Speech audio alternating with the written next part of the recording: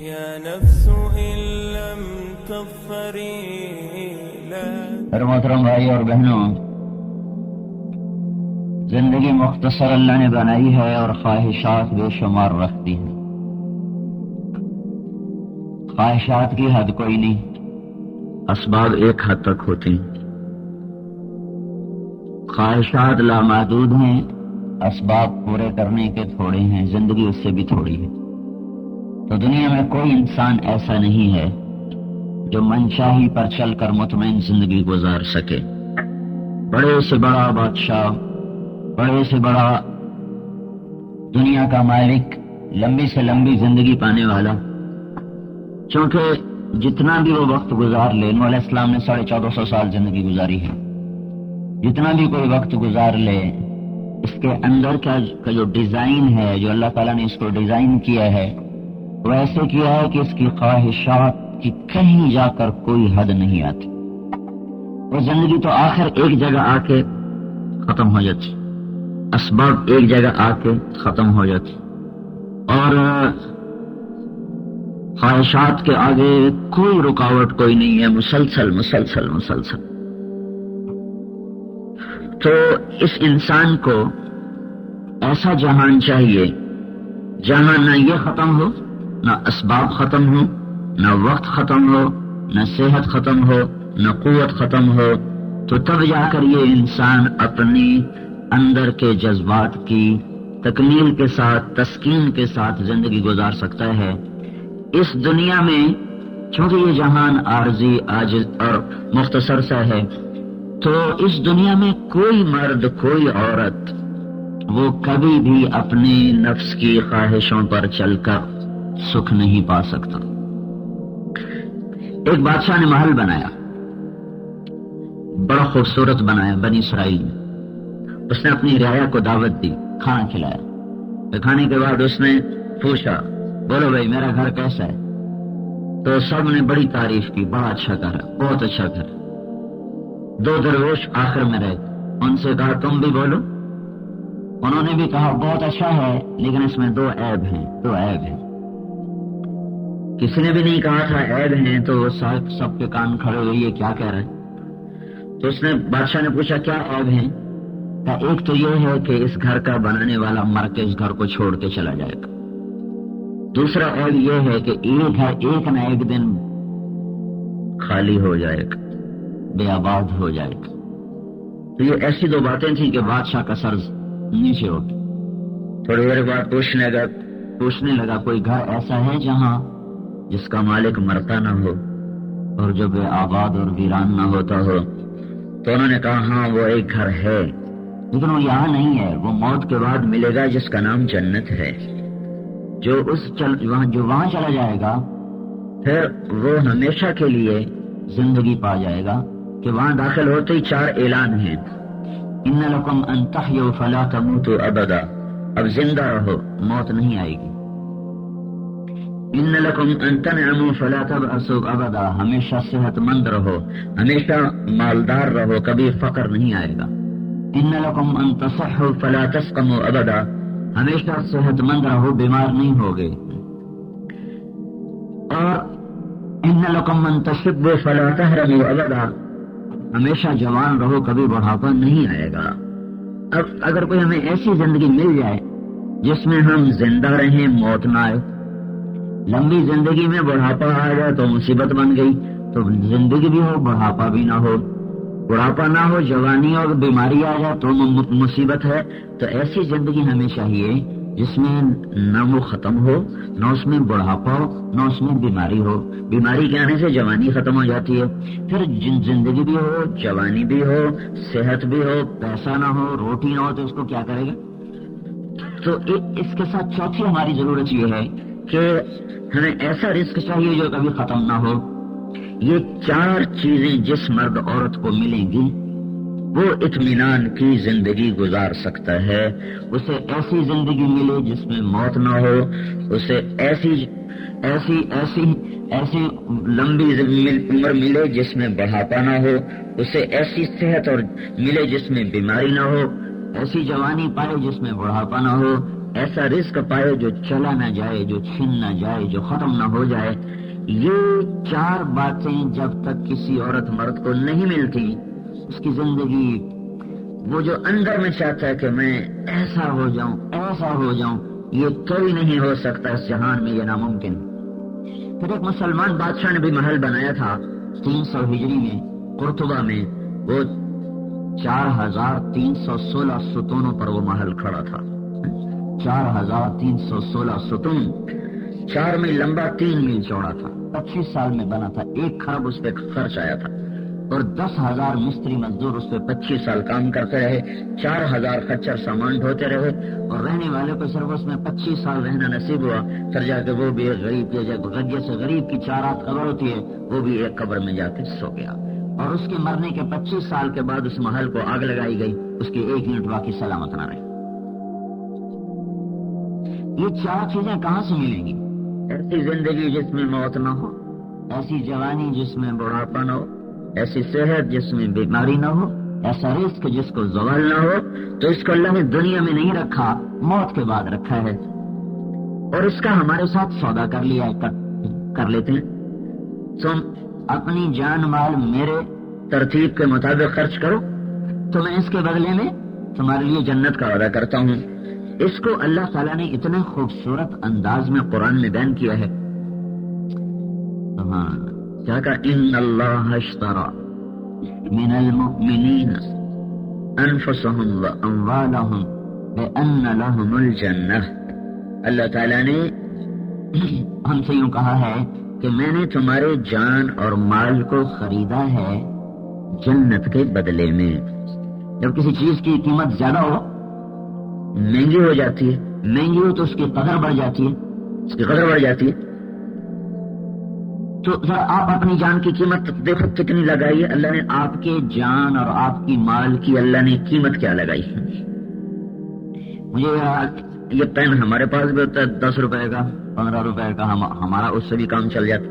تو مجھے ابھی کسی نے بتایا کہ ایک آدمی نے دوسرے آدمی کو پین ہدیے میں دیا. پین، وہ ایک پین کی کیا قیمت ہو سکتی ہے؟ میں نے تو کبھی خواب بھی نہیں دیکھا تھا کہ 1 کروڑ کا پین اس کو ہدیہ کیا. 1 کروڑ صرف 1 قلم کی قیمت. اور کیا بلا تھی کہ سونے سے بنا تھا، اس پر ہیرے لگے ہوئے تھے. 1 کروڑ 1 قلم کی قیمت.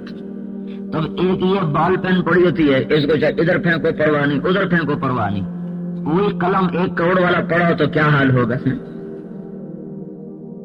ایک موچی تھا، وہ اپنے بوٹ پالش کرتا تھا، جوس بوٹ سیتا تھا ایک بڑے سیٹھ کی دکان کے سامنے. کبھی اس کو پانی پینا ہوتا تو سیٹھ صاحب کی دکان میں چلا جاتا. تو پانی ہے،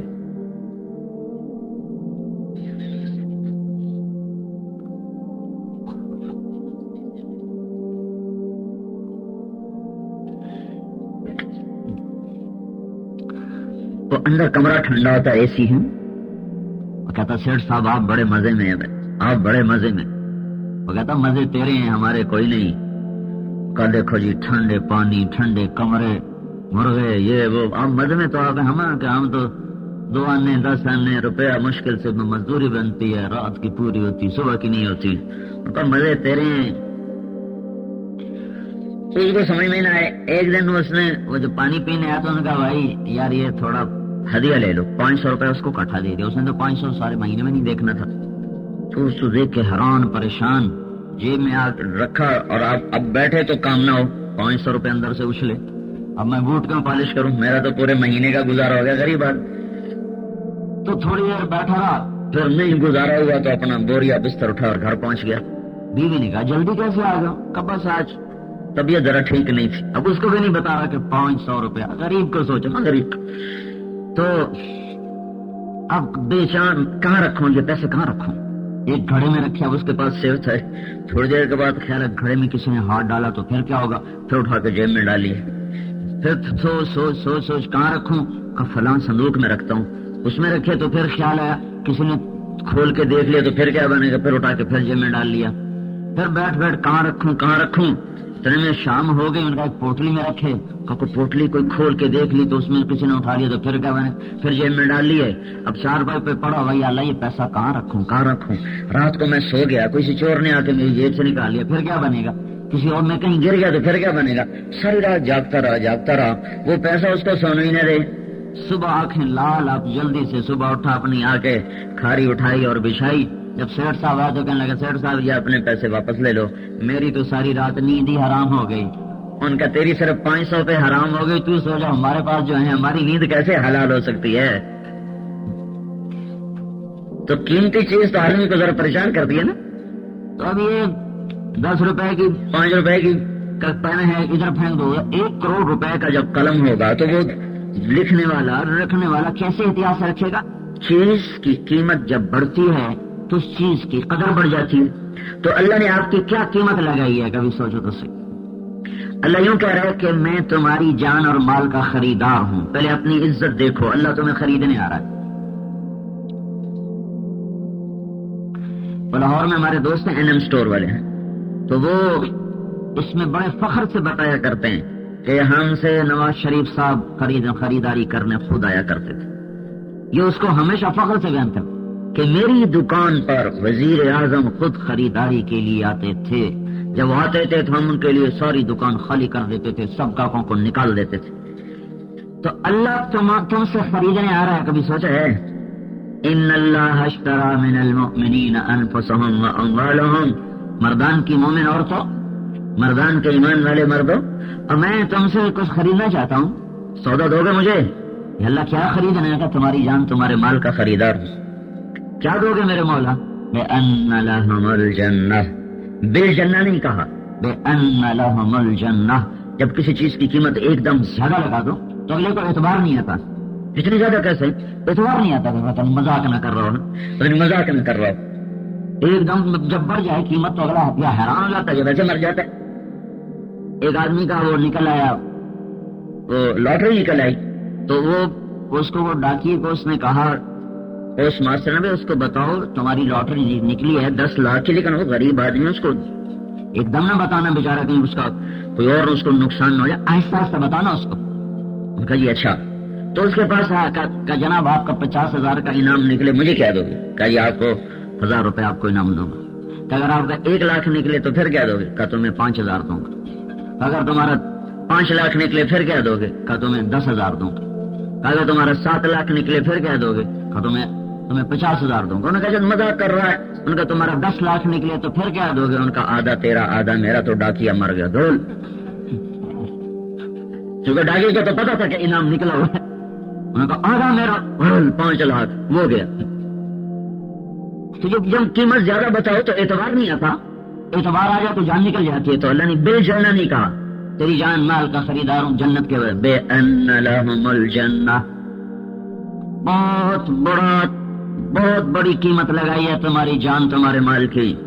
کیا قیمت لگائی ہے؟ بِأَنَّ لَهُمُ الْجَنَّةَ, کہ جنت کے بدلے میں تمہاری جان مال کو خریدا ہے. وہ قیمت لکھی ہوتی نا اوپر, تو جب وہ اس پر وہ اللہ تعالیٰ نے آپ کی جان مال کے اوپر وہ لگائی ہے, وہ پرچی لگائی ہے, اس پرچی کے اوپر قیمت لکھی ہوئی ہے 100 روپے, 10 روپے, لاکھ روپے, کروڑ روپے, 50,000 روپے, 50 لاکھ روپے. تو اللہ تعالیٰ نے میری آپ کی جان مال پر پرچی لگائی ہے کہ یہ وہ سودا ہے جس کی قیمت میں نے جنت لگائی ہے. ساری جنت چھوڑو, اللہ کے نبی کا فرمان ہے ما یحمل الظفر, یہ ناخن دیکھو نا, انگوٹھے کا ناخن ہے, یہ ناخن کے برابر جنت میں سے کسی چیز کو دنیا میں ڈال دو تو ساری دنیا روشن بھی ہو جائے گی, خوشبودار بھی ہو جائے گی. ساری دنیا میں روشنی, سورج نکلا ہے ساری دنیا کو روشن نہیں کر رہا. امریکہ میں رات ہو چکی ہے, امریکہ اندھیرے میں ڈوب چکا ہے, پاکستان روشن ہو چکا ہے, لیکن جنت میں سے ایک ناخن کے برابر کسی چیز کو دنیا میں ڈال دو تو سارا جہان جو پوری گول زمین کے گرد نور ہی نور پھیل جائے گا, آسمان تک کائنات روشن ہو جائے گی, خوشبودار ہو جائے گی. تو پوری جنت کو سوچو کیا چیز ہے. تو اللہ تعالیٰ میرے بھائی اور بہنوں میری آپ کی جان اور مال کی یہ قیمت لگا رہا ہے کہ میں تمہاری جان مال کا خریدار ہوں, اور اس کے بدلے میں قیمت جنت لگاؤں گا, تو اپنی جان مال کی قیمت کا تم خود اندازہ لگاؤ. پھر اس میں دو چیزیں اور ہیں کہ اللہ تبارک و تعالیٰ نے بیچ میں وکیل کس کو بنایا؟ بیچ میں وکیل کس کو بنایا؟ ساری کائنات کے افضل ترین نبی محمد مصطفیٰ صلی اللہ تعالی علیہ وسلم بیچ میں وکالت بنا. بیچ میں وہ سودا کروا رہے ہیں. سودا نہیں کرواتا ایک آدمی بیچ میں ہوتا ہے نا, ایک مڈل مین ہوتا ہے جو سودا کرواتا ہے بیچ میں. تو اللہ تعالیٰ نے محمد صلی اللہ علیہ وسلم کو بیچ میں ڈالا سودا کروانے کے لیے. اور پھر یہ تحریری سودا ہوا ہے تاکہ کوئی پھر نہ جائے. اللہ تو ویسے نہیں پھرتا, ہم نہ پھر جائیں. تو اللہ تعالیٰ نے اس کو اسٹامپ ہوتا ہے نا, حکومت کا اسٹامپ, اس پر جب تحریر لکھی جائے تو اس کا وزن ہوتا ہے. سادہ کاغذ پہ لکھی جائے تو اس کا وزن کوئی نہیں, حکومت کے اسٹامپ پر لکھا جائے تو وہ ثبوت ہوتا ہے. تو اللہ پاک نے اس تحریر کو لکھوایا قرآن کے اسٹامپ پر کہ میرے بندے تو بدل جا میں نہیں بدلوں گا. میری طرف سے مہر لگی ہے, میرا محبوب بیچ میں وکیل بنا ہے کہ تو جان مال مجھے دے دے, میں جنت تجھے دے دوں. کتنا اونچا سودا کیا اللہ تعالیٰ نے. اب یہ جان مال اللہ کو دینے کا مطلب کیا ہے کہ آج کے بعد وہ ہوگا جو میرا اللہ چاہتا ہے. اللہ کی چاہت کیا ہے؟ وہ حضرت محمد صلی اللہ